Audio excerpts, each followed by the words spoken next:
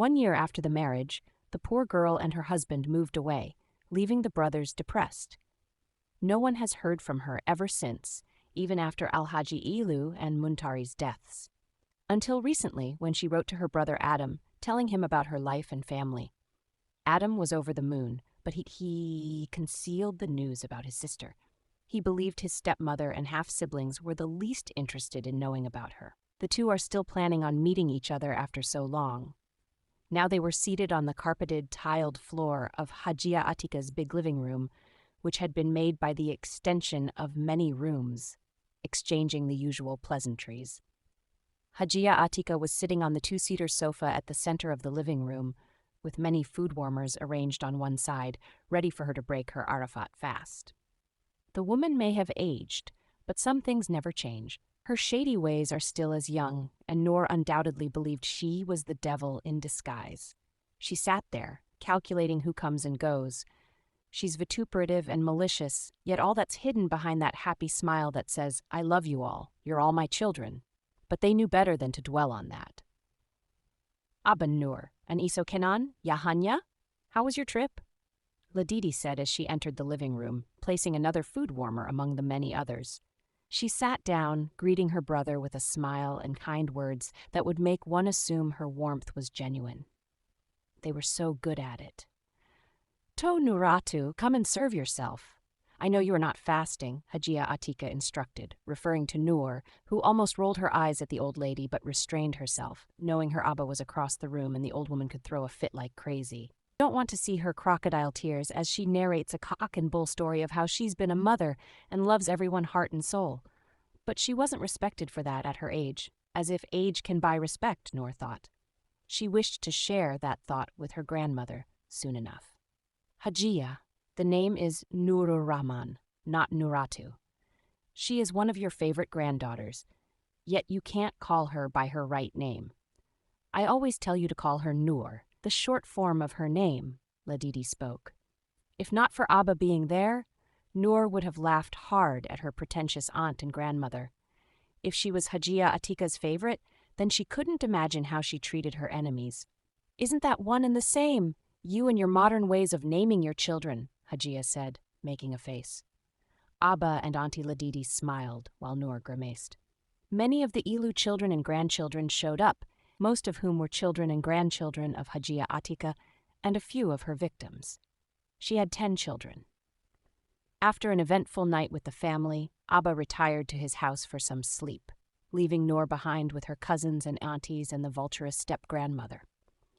If it were up to her, she would have followed her father and slept in that old house he inherited from his father. It was early Eid al-Adha morning, and soon enough, the rams and cows would be slaughtered after the Eid prayer. One of the things that make Eid al-Adha special is the abundance of meat. And then there was the big family reunion that Noor hated so much. Since most of the Ilu siblings lived around Tudunwada, most of the men, their father, had quite a number of houses in that area, and after his death, the children inherited them. Noor believed her grandfather tried creating an empire where only his children and grandchildren would walk around Tudunwada, but he failed. In spite of that, it was easy to gather at the main family house on occasions like this. Noor didn't understand why it was necessary to do that if they didn't truly care. There were few sincere ones among them. Noor was sitting on the veranda on the bench, looking around the big old house. Many renovations had been done to it, but the fact that it was old still screamed, and it still looked the same to her. Noor would love to advise them to stop wasting their money on that old house her grandfather inherited from his own father, and him from his father, and so on. 2 verandas faced each other, with a big mango tree in the pretty big courtyard separating them. Each veranda had a set of 2 conjoined bedrooms and a sitting room. The left veranda was occupied by Hajia Atika. She now had a bigger living room thanks to the extension of the rooms that used to be her ex-co-wife's. There were also a few rooms in the inner wings of the house, a big outer kitchen, and a general restroom.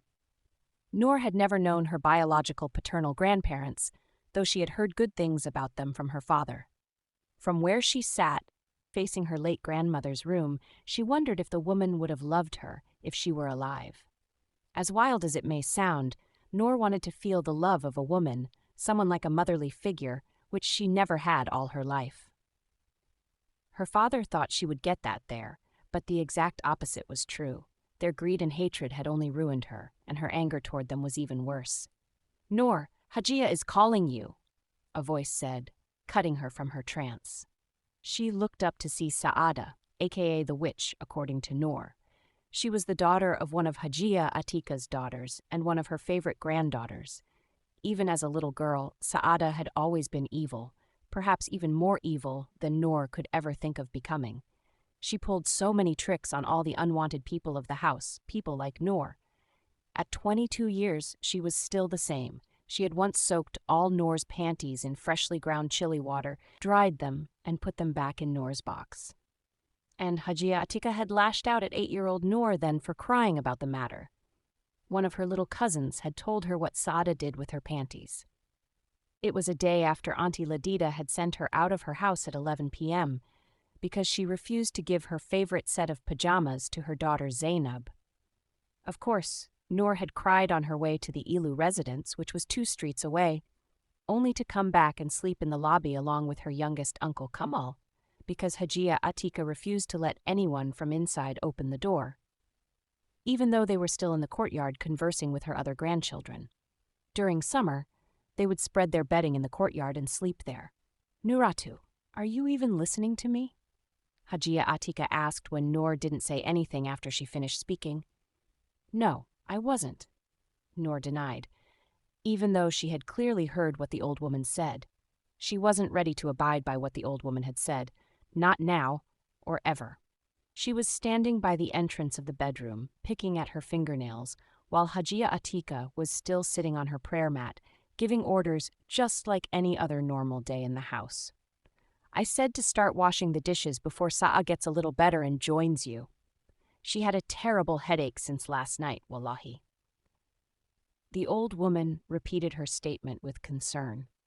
Noor could have said it was a lie if she wanted to get into big trouble, but she decided to stick with her initial plan. It had always been like this.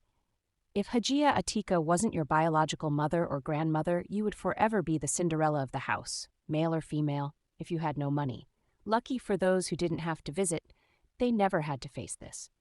But Noor's case was different.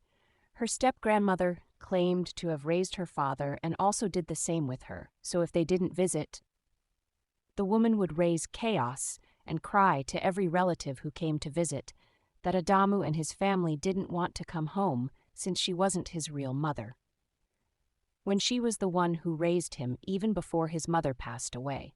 She had done that once in the presence of her brother-in-law, and the old man, being Adam's uncle, had traveled all the way to Abuja only to persuade him to start visiting his stepmother, who adores him. Though staying away from his family home at that time was purely unintentional, he had been preoccupied with work. He believed that no matter what happened, they were still a part of his life. He also felt that Hajia Atika had always been lenient with him compared to most of her stepchildren. She would always shower him with fake affection, especially since he was successful in his career and had become so rich, so he was one of her favorite stepsons. "Ha, Hajia, I have a cut on my finger," she showed her forefinger, which was obviously perfectly fine. "I can't wash all those dishes like some house girl. It would be better if the patient here took some paracetamol or got up and looked for an almajiri to do her chores. Do I need to remind you I am a visitor here?" She pointed at Saada, who was lazily pressing her phone. "To rasa kunya kajin birni, so Hajia has turned into your mate now that you are talking back to her, right?" Saada retorted from where she was lying on the single 3-seater in the bedroom. "Oh, I thought you were having a terrible headache." Noor's eyes widened, pretending to be surprised. "My friend, better stop lazing around. Get your butt out of there and do your work. Headache! As if I care and was the one who sent you to talk all night on the phone. For all I care, you can have a migraine." "No wonder all your father's wives couldn't stay because of that scornful attitude of yours," Saada shot back, while Hajia just listened to the two argue. But what Noor said next left the old woman bewildered. Noor let out a humorless laugh, especially looking Hajia Atika in the eyes. According to the history of this house, I don't think it's anything surprising if I don't let another, albeit little did she know that while trying to defend herself from them, she was becoming and slowly turning into something worse herself. Though for that day, she had escaped, and Hajia wouldn't even pretend to call her name. It was a tiring day after the huddle from Hawan Sala. It was festive and organized in a grand way as usual, all credit going to the Zazao royal family. Even though Noor hated coming to Zaria, especially during the Eid festival, the Hawan Sala was something she always looked forward to. By evening, the house was full with Abba's extended family coming to greet Hajia Atika, most of whom were there solely for the sake of her late husband. Even with the way his wife had dominated him, he had been good and generous to many people.